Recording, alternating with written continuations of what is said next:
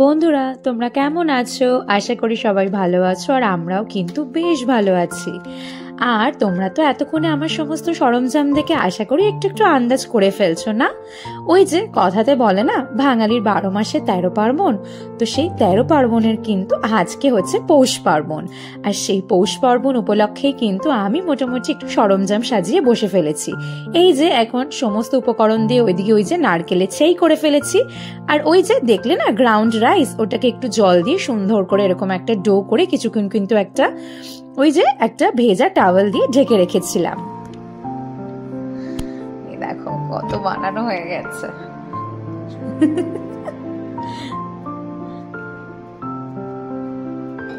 এই দেখো, এদিকে এই যে সুন্দর ঠিকঠাক শেপের এই 6টা অরিজিন, আর এইদিকে এই যে একটু বেশ তন্দুরাস টাইপের আমি করেছি।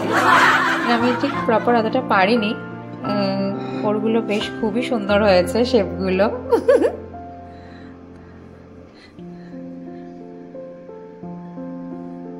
এই যে ঠিক যেমনটা তোমরা দেখছো, আমি একা নয়, অরিজিৎ যখন দেখছে আমি করছিলাম, ও কিন্তু একটু আমাকে এসে হেল্প করে দিচ্ছে। আর ও কিন্তু ভীষণ সুন্দর করে এগুলো বুনতে পারে।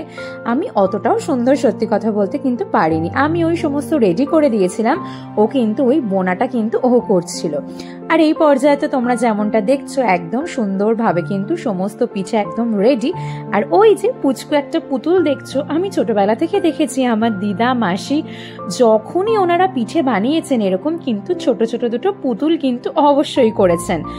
তো আমি ওই যে তোমাদের দেখাচ্ছি হাত দিয়ে, তো দুটো করে, তো কি বলে একটা বুড়ো একটা বুড়ি, কিন্তু আমাদের কিন্তু ওই ছোট্ট বুড়ো বা বুড়ি কিছু একটা হয়েছে, কারণ একটুখানি আমাদের ওখানে অবশিষ্ট ছিল আর কি সমস্ত পিঠে বোনার পরে। তো এদিকে তো একটা পাত্রে আমি ভালো করে দুধ বসিয়ে দিয়েছিলাম, ওই 2-4টে ছোট এলাচ দিয়ে। এখন কিন্তু দুধ ভালো মতন ফুটে গেছে। তো চলো এবার একে একে পিঠেগুলো বরঞ্চ দুধে দিয়ে দিই।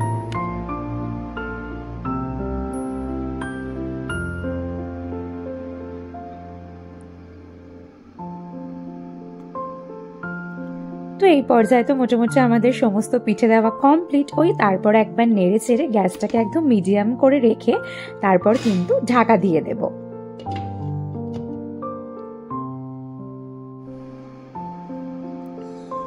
আর এই দেখো, আমি এটাই বলছিলাম, আস্তে আস্তে কিন্তু বেশ সুন্দর ফুট উঠেছে। আর তার সাথে এই দেখো, আমার কর্তা মশাই কিন্তু এরকম ভাপা পিঠে খেতে খুব ভালোবাসে। আর যেটা আমার শাশুড়ি মা কিন্তু ওর জন্য স্পেশালি বানাতো। ওরা অনেক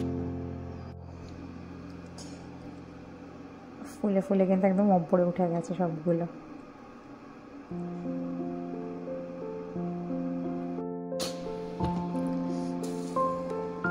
এই পর্যায়ে কিন্তু মোটামুটি আমি একটু গুড় মিশিয়ে দিয়েছি, যেন কালারটা একটু হালকা একটু বেশ ঘিয়া ঘিয়া কালার আসছে। তো বাস এবার ঢাকা দিয়ে আমি কিন্তু এখন গ্যাস অফ করে দেবো, রেডি একদম।